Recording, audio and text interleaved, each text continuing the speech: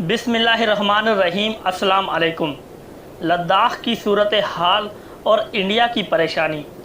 چین نے کئی ہزار کی فوج بھیج کر 38,000 مربع کلومیٹر وادی گلوان پر قبضہ کر لیا ہے۔ یوں سمجھیں آدھا لداخ چین کے قبضے میں آ چکا ہے۔ انڈیا نے ایک بٹالین فوج بھیج کر کچھ علاقہ واپس لینے کی کوشش کی، لیکن نقصان اٹھا کر ناکام رہا۔ کچھ یورپی اخبارات نے یہ خبر بھی دی ہے کہ چین کم از کم 2 لاکھ مزید فوج کو لداخ کی جانب حرکت دے چکا ہے، جو ہر قسم کے بھاری ہتھیاروں اور ساز و سامان سے لیس ہے۔ نریندر مودی نے APC میں اعلان کیا کہ چین نے ہمارے کسی علاقے پر قبضہ نہیں کیا ہے، جس کے بعد انڈیا میں مزید ولولہ اٹھا ہے کہ نریندر مودی نے آدھے لداخ پر چین کا قبضہ تسلیم کر لیا ہے۔ نیز یہ بھی کہ اگر قبضہ نہیں کیا تو فوجی کیوں مارے۔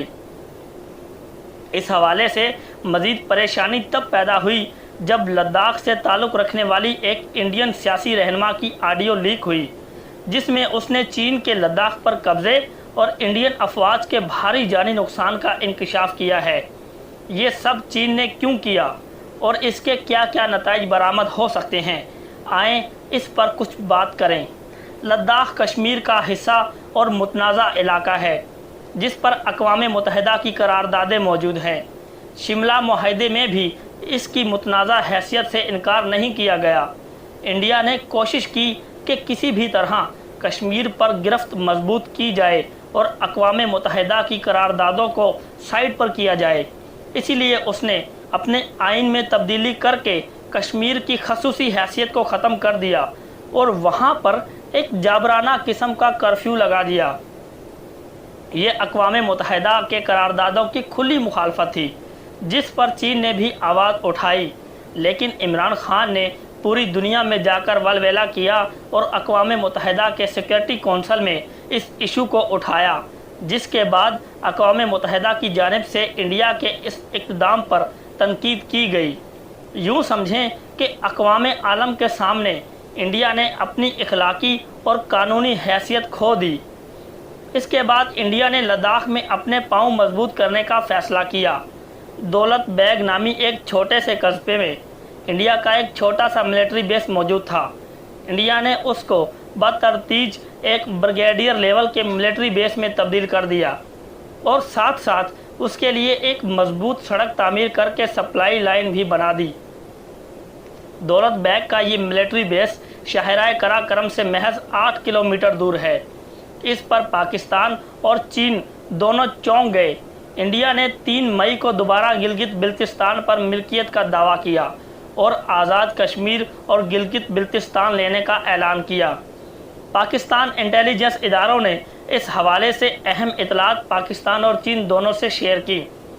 عمران خان نے بار بار یہ بات دہرائی کہ انڈیا کسی مس ایڈونچر کے چکر میں ہے اور دنیا خبردار رہے کہ انڈیا نے ایسا کچھ کیا تو اس کا خمیازہ انڈیا کے ساتھ ساتھ پوری دنیا بھگتے گی۔ جیسے ہی انڈیا نے اس سپلائی روٹ پر اپنے فوجی ساز و سامان کو دولت بیگ بیس منتقل کرنا شروع کیا، چین نے اس کو باہمی اسٹینڈ سٹل معاہدے کے خلاف ورزی قرار دیتے ہوئے فوری طور پر 5,000 فوج بھیج کر دربک شیوک دولت بیگ نامی اس سڑک پر قبضہ کر لیا۔ یہ واحد راستہ ہے جو انڈین ملٹری بیس تک جاتا ہے۔ انڈیا نے ایک بٹالین فوج سے چھڑانے کی کوشش کی اور ہر طرح مار کھائی۔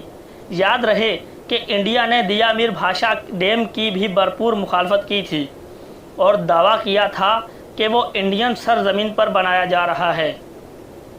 انڈیا کو سپورٹ کرنے کے لیے پاکستان میں موجود سرخوں نے بھی اس ڈیم پر تنقید کی، لیکن انڈیا کا سب سے بڑا اعتراض سی پیک پر ہے اور انڈیا کا دعویٰ ہے کہ سی پیک کو متنازع علاقہ سے گزارا جا رہا ہے۔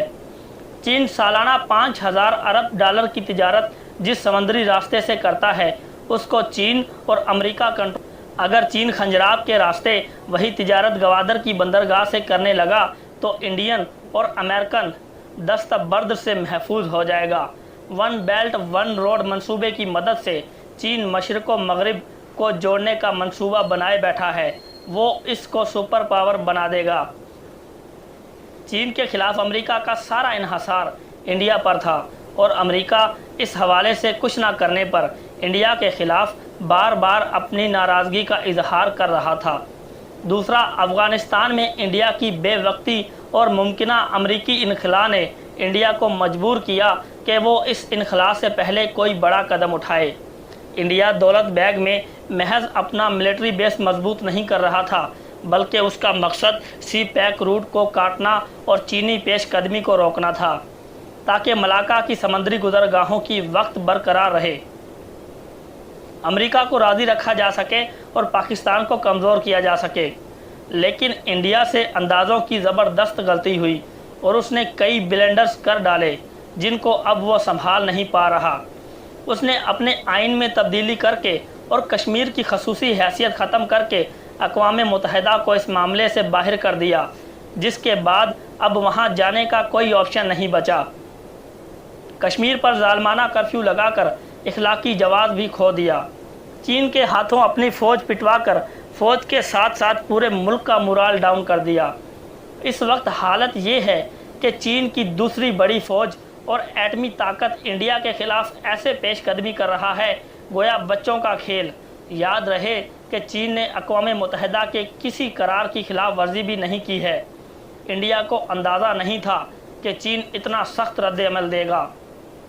انڈیا یہ بھی کیلکولیٹ نہیں کیا تھا کہ اگر چین نے رد عمل دیا تو کیا ہماری اتنی پسلی ہے کہ چین پر پھر جوابی وار کر سکیں، اور اگر ایسا جوابی وار کیا تو چین کی پیپلز لبریشن آرمی انڈیا نامی ایشین سپر پاور کا پول کھول دے گی۔ انڈیا نے یہ بھی نہیں سوچا تھا کہ اگر چین انڈین آرمی کی کٹ لگاتا ہے تو اس کا انڈیا کے اندر اور اڑوس پڑوس پر کیا اثر پڑے گا۔ فوری اثر تو یہ آیا ہے کہ نیپال جیسے ملک نے انڈیا کو آنکھیں دکھا دی۔ انڈیا کے کئی علاقوں اور مقبوضہ کشمیر میں مزاحمت تیز ہو گئی۔ انڈیا کے پاس کوئی آپشن نہیں بچا سوائے اس کے کہ جو علاقہ چین لے چکا ہے اس سے صبر کے صورتحال کو ٹھنڈا کرنے کی کوشش کرے، دنیا کو مطمئن کیا جا سکے اور چین سے جنگ بھی نہ کرنی پڑے۔ چین لیے گئے علاقے کسی صورت واپس دینے پر تیار نہیں۔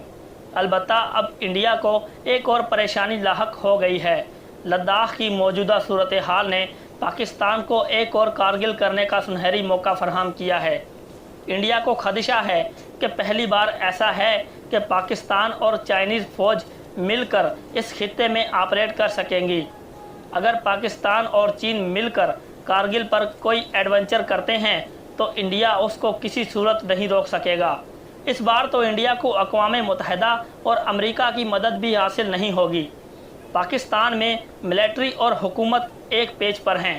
اگر پاکستان کارگل پر قبضہ کرتا ہے تو سیاچن جانے کا انڈیا کے پاس کوئی راستہ نہیں بچے گا اور سری نگر پاکستان کے سامنے پلیٹ میں پڑا نظر آئے گا۔ خیر، یہ تو بہت بعد کی باتیں ہیں جن کا امکان کم ہے، تاہم انڈیا اب ان تمام ممکنات پر غور کر کے پریشان ہو رہا ہے۔ فی الحال انڈیا نے لداخ کی چینی فوج سے محفوظ فاصلے پر اپنی کچھ مزید فوج لگائی ہے۔ اس کی کوشش ہے کہ کسی بھی طرح یہ معاملہ ایک بار ٹھنڈا ہو جائے اور انڈین قوم اور اپوزیشن اس کو بھول جائیں۔ عین ممکن ہے انڈین بدھا کے مسکراتے مجسمے لے کر پہنچ جائیں۔ دنیا کی ہر قوم کو اپنی چادر دیکھ کر پاؤں پھیلانے چاہیے۔ انڈیا اپنے بالی ووڈ اور پاگل قسم کے نیوز اینکر کی مدد سے دنیا کو اپنے غیر معمولی طاقت سے آگاہ کرتا رہتا ہے اور خود بھی اس حوالے سے دھوکے میں پڑ گیا ہے۔ اس زعم میں غلطی کر بیٹھا جس کے اثرات سے نمٹنا اب اس کے بس میں نظر نہیں آ رہا۔ انڈیا میں دنیا کی سب سے بڑی غریب آبادی رہتی ہے۔ اگر ادھر ادھر منہ مارنے کے بجائے ان کی فکر کرے تو شاید ان کی حالت کچھ بہتر ہو جائے۔ نوٹ: کچھ دوست چین کے لداخ پر قبضے کے حوالے سے خدشات کا اظہار کر رہے ہیں۔ ان سے عرض ہے کہ ایوب خان نے 1963 میں کشمیر کے حوالے سے چین کے ساتھ معاہدہ کر لیا تھا، جس کا آج بھی چین پابند ہے۔ چین کبھی لداخ جیسے علاقے کے لیے اپنی 5000 ارب ڈالر کی تجارت پاکستان سے دوستی اور اپنے ون بیلٹ روڈ کو خطرے میں نہیں ڈالے گا، لہٰذا اس کی فکر نہ کریں۔ پاک فوج زندہ باد، پاکستان پائندہ باد۔ معلوماتی ٹی وی کے ساتھ رجب عکاس کو دیجیے اجازت۔ اللہ حافظ۔